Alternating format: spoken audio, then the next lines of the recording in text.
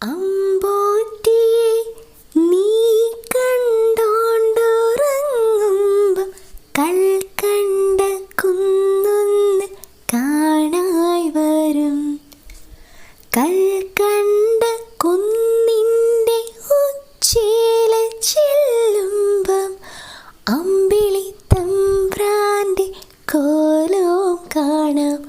ആ കോലത്തെത്തുമ്പോൾ അവിടെ എന്തൊരു രസമെന്ന, അവിടെ പാൽക്കാവടിയുണ്ട്, അരികെ പായസപ്പുഴയുണ്ട്, അവിടെ കാത്തു കാത്തൊരമ്മയിരിപ്പുണ്ട്.